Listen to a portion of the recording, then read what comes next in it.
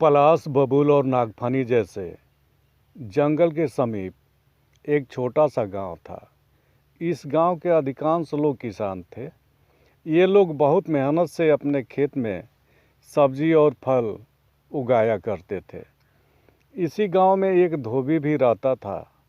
वह इन किसानों के कपड़े धोया करता था। इसके बदले सभी किसान धोबी को फल, सब्जी, चावल, दाल, गेहूं दे आते। एक दिन वह इन किसानों के मैले कपड़ों का गट्ठर बनाया और अपने गधे की पीठ पर लाद दिया। गधे से कहा, कुछ और दाने से तू अपना पेट भर ले। आज कपड़े ज़्यादा हैं, धोते धोते शाम तो हो ही जाएगी। फिर नदी घाट से घर तक आने में भी समय लगेगा।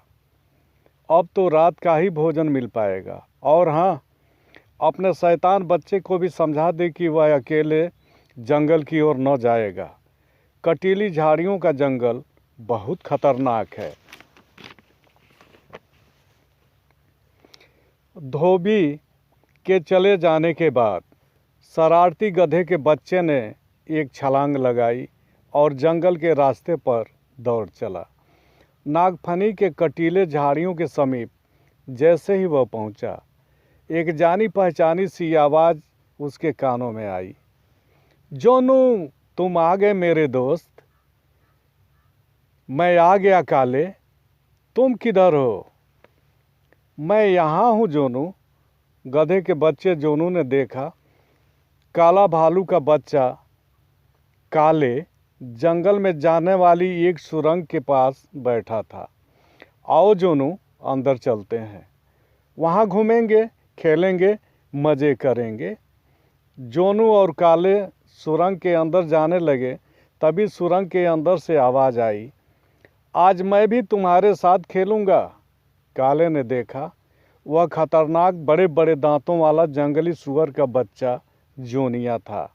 काले ने कहा, पहले मेरे पापा के बनाए गए घर में बिना अनुमति आने के लिए क्षमा मांगो जोनिया, फिर कोई बात करना। तुझे अपने पापा पर बड़ा घमंड है तो मुझे अपने दांतों पर भी बड़ा घमंड है। तू समझ क्या रखा है काले? सुरंग की इन दीवारों को मैं पलक झपते ही गिरा दूंगा। जैसे ये दीवार गिरेगी, रास्ता बंद हो जाएगा। तेरा इस गधे के बच्चे से मिलना जुलना भी बंद हो जाएगा। जोनिया के गुस्से को देख दोनों डर गए। उसने कहा, चलो जोनिया, तुम जैसा कहोगे वैसा ही हम करेंगे। जोनिया ने कहा, आज का खेल हम सुरंग में नहीं, किसानों के खेत में खेलेंगे। आलू खोदेंगे, फल तोड़ेंगे, मक्का खाएंगे, खूब धमा चौकड़ी करेंगे। देखो काले, अपना पेट भी भरेगा और खेल भी हो जाएगा। काले ने कहा, देख जोनिया, तू जैसा कह रहा है ना, वह खेल नहीं, एक घिनौनी हरकत होगी। ऐसे हरकतों से हम औरों में बदनाम हो जाएंगे। जोनिया ने कहा, आहा, तो तुम धर्मात्मा बन रहे हो। ठीक है, मत जाओ मेरे साथ, मत खेलो कोई खेल, कोई बात नहीं है। लेकिन याद रखना, जोनिया का दिल और दिमाग को कोई मात नहीं दे सकता।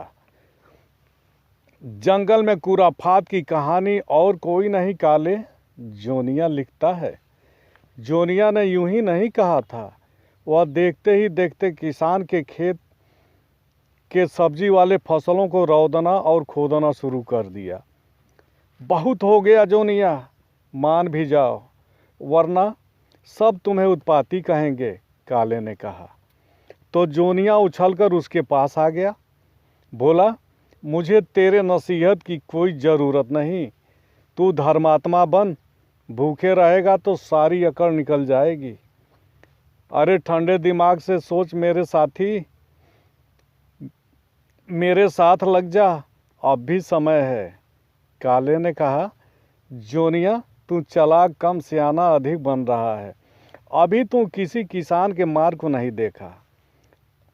अकड़ते हुए जोनिया ने कहा, मैं 10 किसानों पर अकेले भारी हूँ। अपने तलवार जैसे दांतों से उनकी अतड़ी बाहर कर दूंगा, तुम्हारी भी। काले ने कहा, हमारी भी। जोनिया ने कहा, क्यों नहीं, अगर तू मेरे साथ नहीं आया तो मैं वही करूँगा जैसा मैंने सोचा है। जोनिया के डर के मारे काले और जोनू सब्जी के खेत में उतरते चले गए। हंसते हुए जोनिया ने कहा, मैं जीत गया काले, मैंने तो क्षमा नहीं मांगी, लेकिन किसानों से तुझे क्षमा मांगनी ही पड़ेगी। जोनू और काले ने देखा, लाठी डंडों के साथ किसान जंगल की ओर से निकल पड़े थे। जोनिया भाग चला था, वो घिर चुके थे, भागने का कोई भी रास्ता बचा न था। देखते देखते किसानों ने जोनू और जोनिया को पीट पीट कर बेहाल कर दिया। सहज ही उन्हें बंदी बनाकर गांव में घसीट लाए। अगले दिन काले और जोनू को एक खेल वाले के हाथ किसानों ने बेच दिया। जंगल में काले की माँ और गांव में जोनू की माँ का रो रो कर बुरा हाल था। दोनों ने अपने बच्चे को ढूंढने का निश्चय किया। ऐसे में वे झरने के पास गईं। झरने से पूछा, झरने झरने, तुमने कहीं काले और जोनू को देखा है? दोनों एक ही साथ यहीं खेलते थे। झरने ने कहा, फूलों से पूछ लो। दोनों फूलों के बाग में गईं।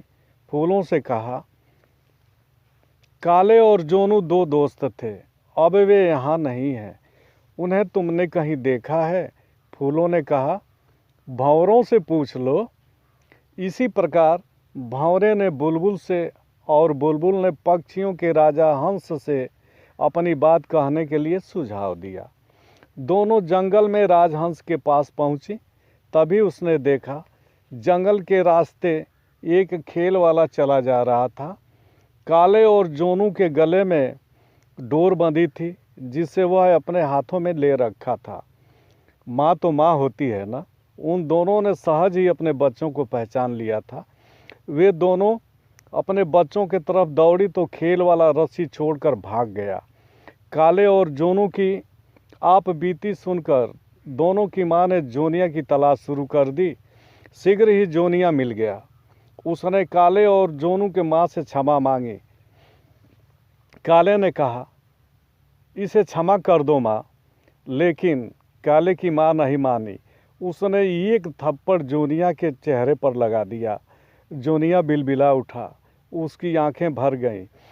तभी गधे के बच्चे जोनू ने कहा, कहो तो माँ इसके दांतों को तोड़ दूं। हमारी दौलती ये कभी बर्दाश्त नहीं कर पाएगा, इसे अपने दांतों पर बड़ा घमंड है। अरे नहीं नहीं जोनू, जाने दो, इसे अपने भूल का एहसास हो गया है, इसने क्षमा भी मांग ली है। काले ने कहा, जाने दो जोनू,